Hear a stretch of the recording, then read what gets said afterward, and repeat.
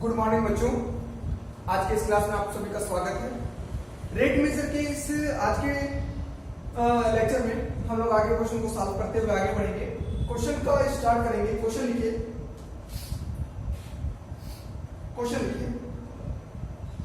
Water is running. Question लिखिए, water is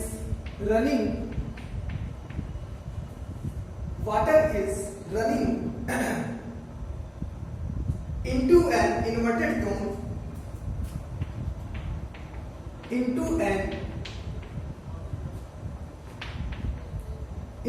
cone water is running into an inverted cone at the rate of pi cubic meter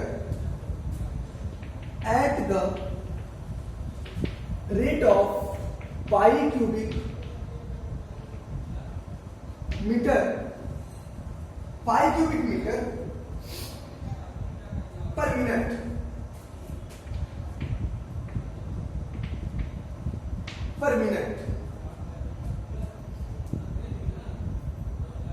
The height of the cone is 10 meters. The height of the cone is 10 meters. And the radius of its base is 5 meters. And the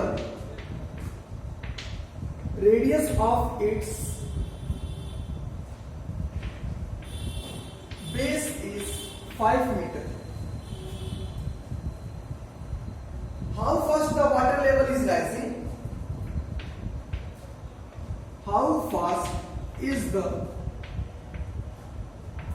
water level is rising?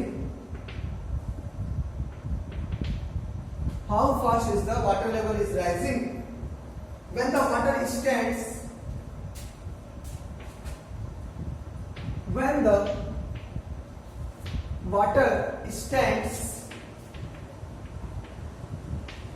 7.5 meter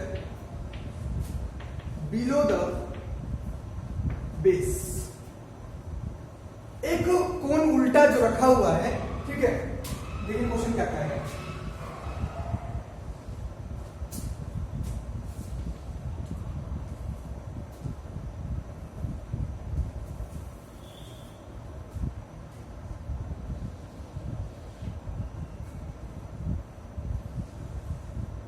एक कोन जो कि invert करके रखा हुआ है, उस पर water गिराया जा रहा है, डाला जा रहा है इस पर, ठीक है, और इस पर वाटर का जो फ्लो हो रहा है,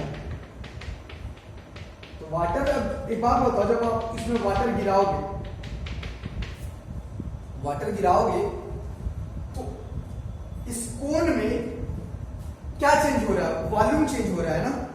कोन का वॉल्यूम चेंज नहीं हो रहा, वाटर का वॉल्यूम चेंज हो रहा है, जो कि कोनिकल शेप में हो रहा है। वाटर कितना गिरा रहा है वो देखो। वाटर को जो फ्लो कराने की जो रेट है वो पाई क्यूबिक मीटर है पर मिनट में। मतलब क्या हुआ? क्यूबिक मीटर मतलब metre cube, pi metre cube 1 minute में वाटर इसमें भर दिया जा रहा है। तो मतलब क्या हुआ? वॉल्यूम ऑफ वाटर दिया गया है, कितना है? Volume of water cubic metre है, मीटर क्यूब है।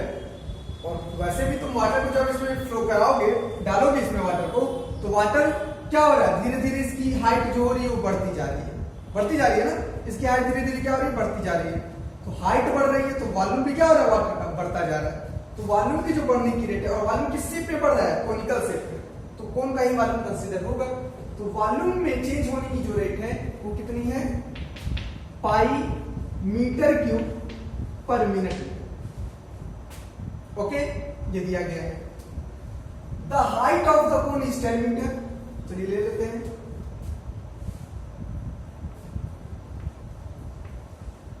इसकी हाइट कितनी है? 10 मीटर है।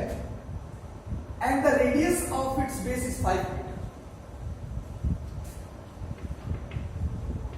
और इसकी बेस का जो रेडियस है वो 5 मीटर है, ठीक है। ये दिया गया है, ये फिक्स है। अब देखिए कोन में, कोन की जो हाइट है वो और कोन का रेडियस ये फिक्स है, कोन में चेंजिंग नहीं हो रही है। किसमें चेंजिंग होगी? वाटर के वॉल्यूम में चेंजिंग होगी। कुछ समय में देखोगे तो वाटर यहाँ रहा होगा, कुछ समय में देखोगे वाटर ऊपर चला जाएगा। तो पूछा गया है कि वॉल्यूम में जिस प्रकार से चेंज कर रहे हो, पूछा गया है कि how fast is the water level is rising, water level की राइज में क्या चेंजिंग होगा। तो वाटर लेवल किसके अलोंग बढ़ रहा है? हाइट के अलोंग बढ़ रहा है। राइजिंग मतलब बढ़ना, ऊंचाई। तो पूछा गया है कि उसकी ऊंचाई किस रेट से बढ़ेगी वाटर की लेवल की, ये पूछा गया है। कब? When the water stands, जब water 7.5 metre below the base से 7.5 मीटर नीचे हो। तो आपसे ये पूछा गया है dH/dt, लेकिन कब? When h is equal to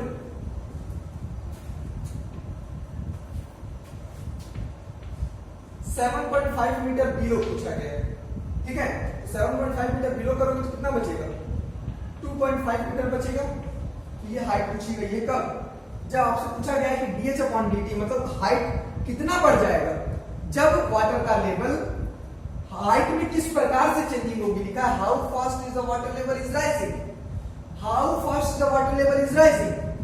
water की लेवल में किस प्रकार से चेंजिंग होगा, हाइट में किस प्रकार से चेंजिंग होगा, जब उसका राइजिंग लेवल 7.5 मीटर बिलो है, मतलब कितना है? 2.5 मीटर है। तो आपसे पूछा गया when h is equal to 2.5 metre, ये आपको सॉल्व करना है, ठीक है। उसको आप लिखेंगे कैसे, वो लिख लीजिए। देखिए, late h, r be the height and radius respectively of cone, ठीक है, ठीक है। क्या गिवन है? गिवन है वाटर लेवल के, वाटर का जो अमाउंट है उसका फ्लो करने का rate pi metre cube per minute, ये दिया गया है, ठीक है।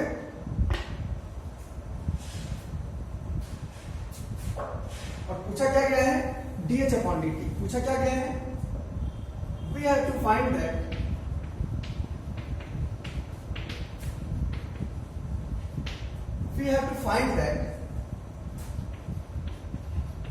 dH/dt when h is equal to 10 meter minus 7.5 meter is equal to 2.5 metre, ये पूछा गया है। तो याद रखिएगा, आपसे dV/dt दिया गया है, dH/dt पूछा गया है, जब h की वैल्यू कितनी हो जाए? 2.5 मीटर। तो जो दिया गया है और जो फाइंड करना है उसमें रिलेशन निकालिए पहले। तो सिंस हम जानते हैं कि जो वॉल्यूम का फार्मूला होता है उनका, वो क्या होता है? 1/3 पाई r स्क्वायर h। क्या होता है वॉल्यूम का फार्मूला? 1/3 पाई r स्क्वायर h। क्यों? यही होता है ना कि दूसरा होता है? यही होता है, ठीक है। अब यहां पर देखिए वेरिएबल क्या है। 1/3 तो कांस्टेंट है, पाई कांस्टेंट है। जैसे जैसे वाटर को इसमें डाल रहे हो, क्या इसका वॉल्यूम बढ़ रहा है? बिल्कुल बढ़ रहा है, तो वॉल्यूम वेरिएबल होगा। जैसे जैसे वाटर डाल रहे हो, क्या हाइट बढ़ रही है? बिल्कुल बढ़ रही है, हाइट वेरिएबल हुआ। और वैसे तो h और dH और d/dt और dV/dt तो रहेगा ही वेरिएबल, इसीलिए तो हमें रिलेशन चाहिए। बच रहा है r। अब r के बारे में आप सोचिए कि क्या ये कांस्टेंट है या वेरिएबल।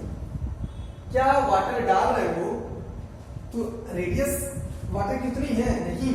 जब आप यहाँ पे डाल रहे हो तो उसकी जो रेडियस रही होगी इतनी रही होगी। जब उसका लेवल बढ़ा तो उसका जो रेडियस हुआ बढ़ा, फिर उसका जब लेवल बढ़ेगा तो उसकी जो रेडियस होगी वो क्या होगी? बढ़ती जाएगी। तो मतलब r भी क्या हो रही है? कंटिन्यूअसली बढ़ती जा रही है। तो this is not constant, this is also variable. But हम r का करें क्या? हमें तो सिर्फ दो ही क्वांटिटी में रिलेशन चाहिए होता है, जिसमें दिया होता है और जिसमें निकालना होता है। तब क्या करें? r को क्या करें? तो कोशिश ये कीजिए कि r को रिप्लेस कर दीजिए h या v से।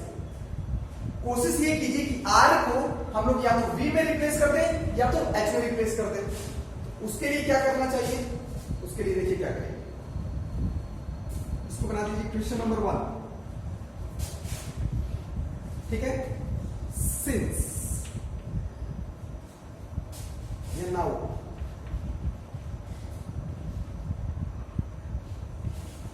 H upon are. कोन का जो हाइट है वो फिक्स है 10 मीटर है, और कोन का जो रेडियस है वो भी फिक्स है 5 मीटर है। हाइट और रेडियस किसका इंक्रीज हो रहा है? वो तो इसका वाटर बढ़ने के साथ साथ वाटर का इंक्रीज हो रहा है, ठीक है। तो ये आ जाएगा 2।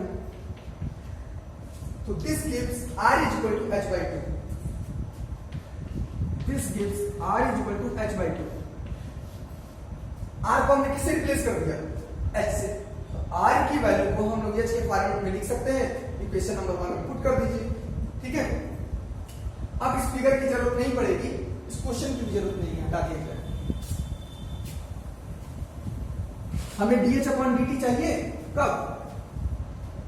जब h की वैल्यू 2.5 हो जाए।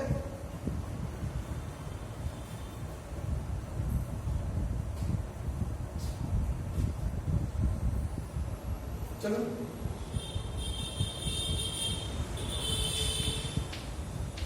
Putting the value of r इन 1, तो v इज इक्वल टू हो जाएगा 1/3 पाई, r की वैल्यू हो जाएगी h by 2 और उसका स्क्वायर है, और यहां पर h है, ठीक है। तो ओवरऑल आ जाएगा π/12 h3। अब आप डिफरेंशिएट कर दीजिए। Differentiating it with respect to time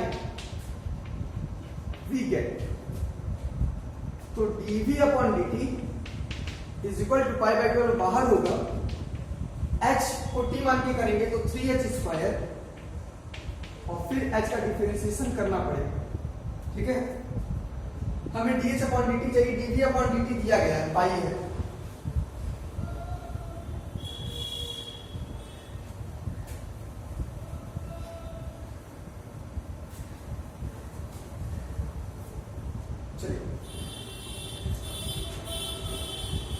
dv upon dt कितना है? पाई है।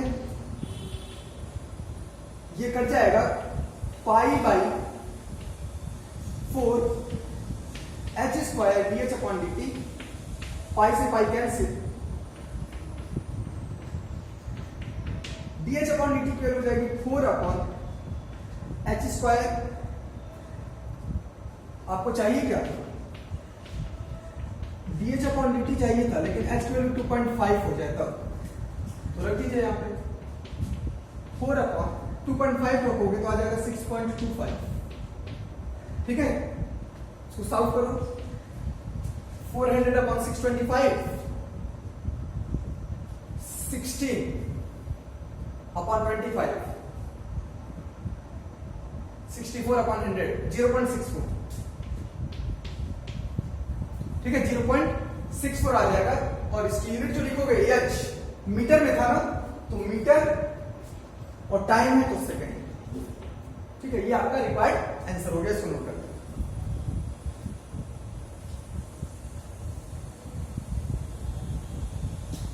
हो गया। अगला क्वेश्चन लिखिए।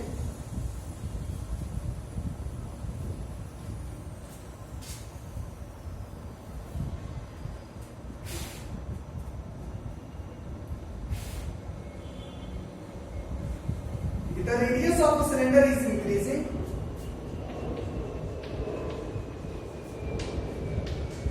The radius of a cylinder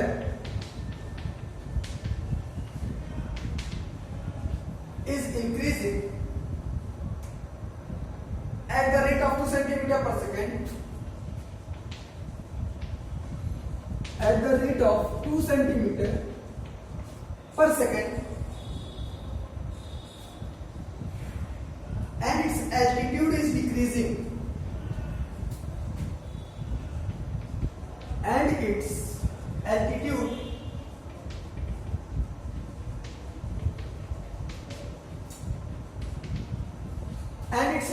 is decreasing,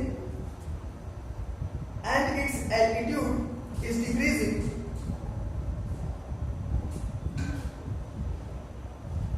at the rate of 3 centimeter per second.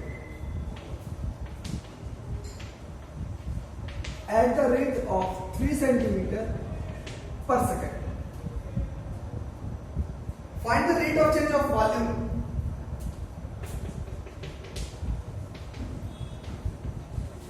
Find the rate of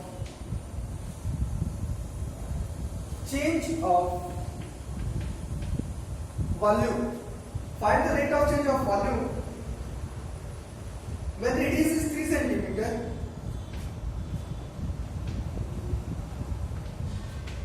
When radius is 3 centimeter and altitude is 5 centimeter.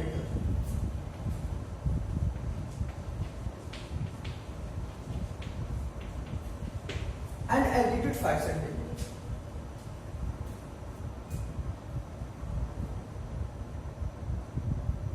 ठीक है, and altitude is 5 centimetre. देखिए क्या है, the radius of a cylinder is increasing at the rate of 2 centimetre per second. मतलब dr/dt दिया है, radius में increasing दिया गया है किस रेट से, 2 सेंटीमीटर पर सेकेंड. इंक्रीजिंग है तो plus, and it's altitude, altitude मतलब height, is decreasing, height decrease हो रही है किस रेट से, 3 सेंटीमीटर पर सेकंड. तो डिक्रीज हो रही है तो -3 लिखेंगे. ये याद करना है, जहां पर इंक्रीज होगा वो प्लस, जहां पर डिक्रीज होगा वो माइनस. अंडरस्टूड है वो. Find the rate of change of volume. Find क्या करना है, dv/dt. When radius is 3 centimetre, this is fine. When radius is 3 centimetre and height is 5 centimetre. ये चीज है. अब देखिए क्या है, सबसे पहले जो दिया गया है वो और जो फाइंड करना है उसको मेंशन कर दीजिए. Let V be the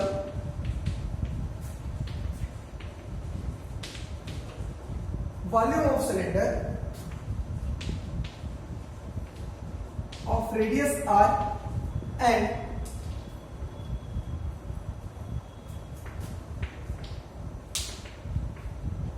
height h. ठीक है, therefore V is equal to क्या है, सिलेंडर है, सिलेंडर का वॉल्यूम πr²h. ठीक है, अब तो ये गिवन है. क्वेश्चन नंबर 1 इसको मान लीजिए, given that this we have to find that. This is find करना है आपको, we have to find that. क्या फाइंड करना है, dv/dt व्हेन दिस. बहुत सिंपल सी बात है. इसमें 3 क्वांटिटी के बीच में रिलेशन चाहिए, v, r और h के रिलेशन. तो आ भी गया है v, r और h के रिलेशन में. तो इसमें सिर्फ कांस्टेंट क्या है, सिर्फ पाई है, क्योंकि r भी चेंज हो रहा है, h भी चेंज हो रहा है, वॉल्यूम भी चेंज हो रहा है. तो फर्स्ट को डिफरेंशिएट कर दीजिएगा. Differentiating first with respect to t we get, तो dv/dt इक्वल टू पाई बाहर हो जाएगा और ddt ऑफ r²h. r भी और h भी दोनों ही फंक्शंस वेरिएबल है, तो प्रोडक्ट रूल लगाएंगे आप. पहले लिखेंगे फर्स्ट फंक्शन, सेकंड फंक्शन का डिफरेंशिएशन प्लस फिर सेकंड फंक्शन, और जब फर्स्ट का डिफरेंशिएशन करेंगे r का स्क्वायर करेंगे तो पहले आएगा 2r और फिर आएगा dr/dt. ठीक है, ये आ गया. तो आपको dv/dt तो चाहिए, लेकिन कब, जब r की वैल्यू 3 हो, h की वैल्यू 5 हो. r की वैल्यू 3 और h की वैल्यू 5 पर, तो आप रख दीजिए यहां पर. पाई r की वैल्यू 3 है तो 9 हो जाएगा. 3² dh/dt की वैल्यू कितनी है, -3 है, तो ये हो जाएगा -3 प्लस h की वैल्यू कितनी है, h की वैल्यू कितनी है 5 पर चाहिए ना, इंटू 2r, तो 2r इंटू 6, 2r मतलब 6 और dr/dt की वैल्यू है 2. तो वैल्यू सारी रख दीजिए आप, तो आपको मिल जाएगा क्या, 5 6 जा 30 और 60, ये 60 हो गया, और ये कितना होगा 27 -27, तो 33 पाई. तो दिस इज 33 पाई. यूनिट क्या होगी, वॉल्यूम की है तो वॉल्यूम यहाँ देख लीजिए किसी यूनिट में सेंटीमीटर में है तो सेंटीमीटर क्यूब हो जाएगा, और पर टाइम मतलब पर second. This is the required answer, इसको नोट कर लीजिए। ओके,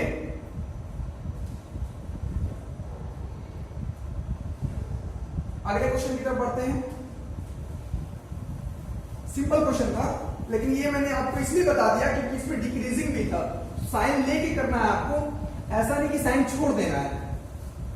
कैलकुलेशन में साइन लेंगे और लिखते समय इंक्रीजिंग या डिक्रीजिंग लिख देंगे तो साइन लेने की जरूरत नहीं पड़ेगी, लेकिन कैलकुलेशन करते समय साइन को कंसीडर करना है। ओके, चलिए क्वेश्चन लिखिए अगला।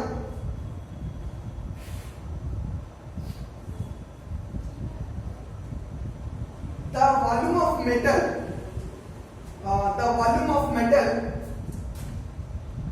अगर आप कुछ लिखिए, the volume of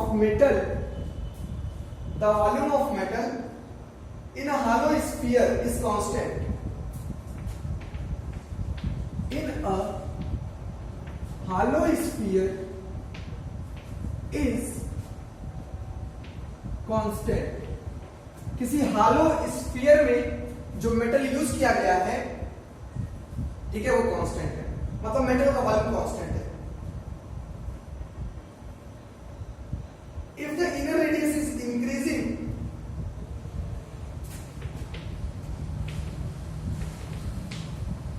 if the inner radius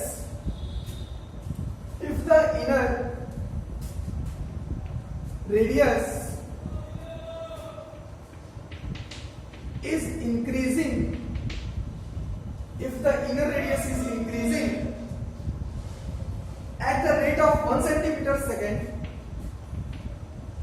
at the rate of 1 centimeter per second, find the rate of increase of the outer radius. Find the rate of increase of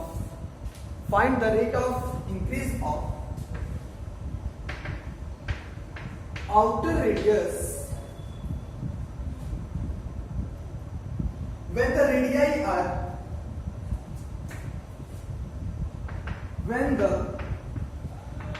radii are 4 centimeter and 8 centimeter respectively.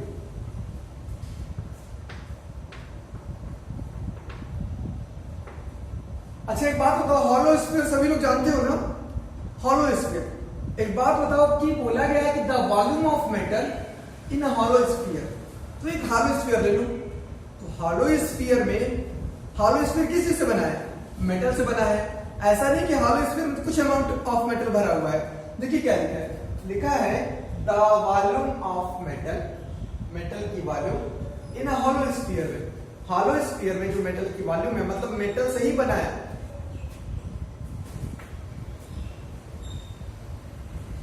ये hollow sphere है। तो hollow sphere में जो ये volume होगा, यही तो इसी में मेटल भरा हुआ है। तो इसका जो वॉल्यूम होता है, इस मेटल का जो वॉल्यूम है, दिस इज मेटल कहां पर है? हॉलो स्फीयर में। मेटल का जो वॉल्यूम है वही तो हॉलो स्फीयर का भी वॉल्यूम होगा। तो वॉल्यूम ऑफ मेटल, सोल्यूशन में आप लिखेंगे let V be the volume of metal bracket में as well as hollow sphere, या ऐसे लिखेंगे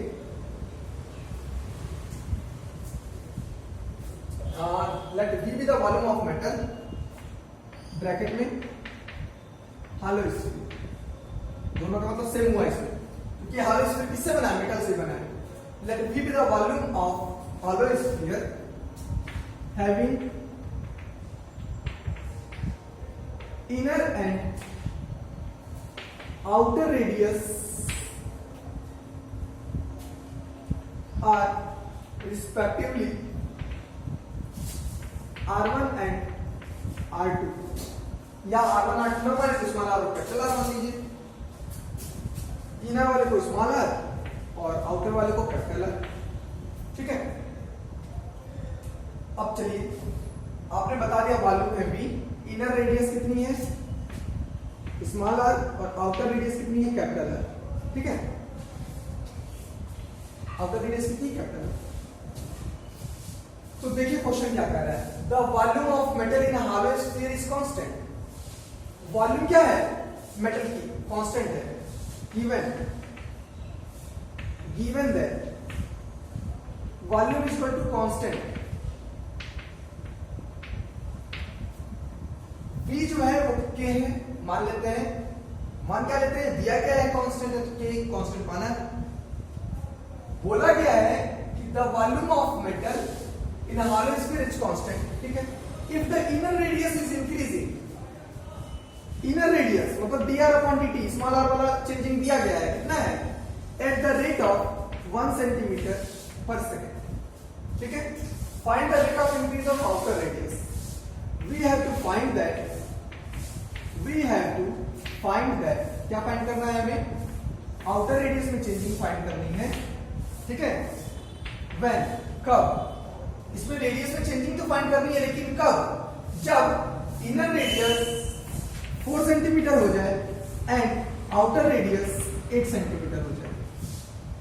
हमें फाइंड करना है डी आर अपॉन dt, लेकिन कब, जब r की वैल्यू 4 हो जाए स्मॉल r की और कैपिटल R की वैल्यू 8 हो जाए। तो सबसे पहली बात हमें चाहिए क्या, ये देख लीजिए, हमें डी आर अपॉन dt दिया गया है स्मॉल r में और कैपिटल R में चाहिए निकालना है, तो हमें स्मॉल r और कैपिटल R में क्या निकालना पड़ेगा, रिलेशन, क्या निकालना पड़ेगा, रिलेशन। तो हटाया जाए इसे,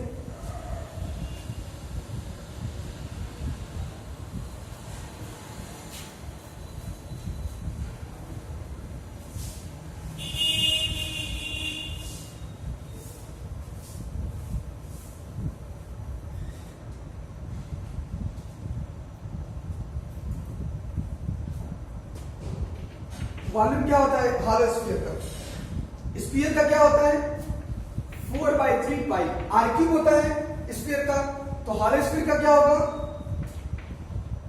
capital R cube minus small r cube, ठीक है। चलिए अब हमें क्या चाहिए,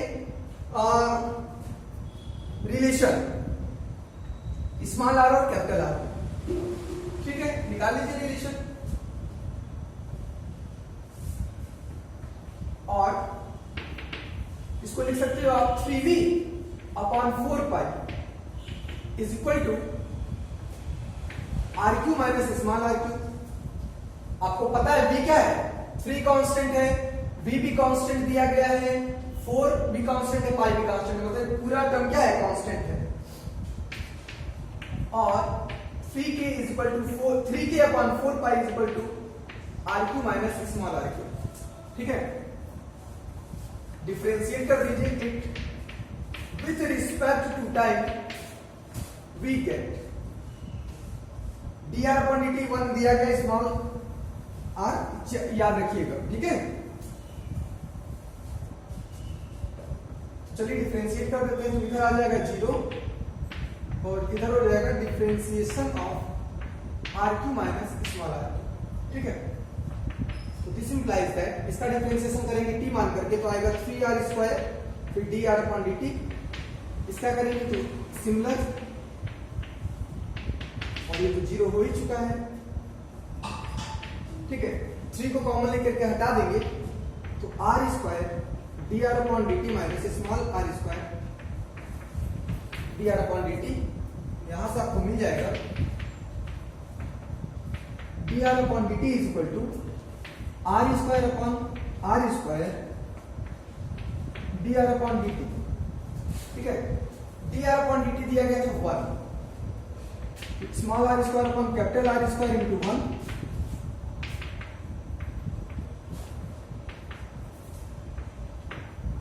तो आपको चाहिए क्या, dr अपॉन dt तो चाहिए था, लेकिन जब स्मॉल r की वैल्यू 4 हो जाए कैपिटल R की वैल्यू 8 हो जाए, सेंटीमीटर में या मीटर में, देखिए एक बार सेंटीमीटर में, तो आप निकाल लीजिए 4 का स्क्वायर अपॉन 8 का स्क्वायर, तो आ जाएगा 1/4। ठीक है, क्या आ जाएगा 1/4, मतलब 0.25 आर मतलब centimetre with respect to time मतलब सेकेंड।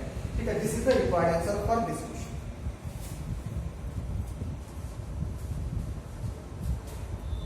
ओके,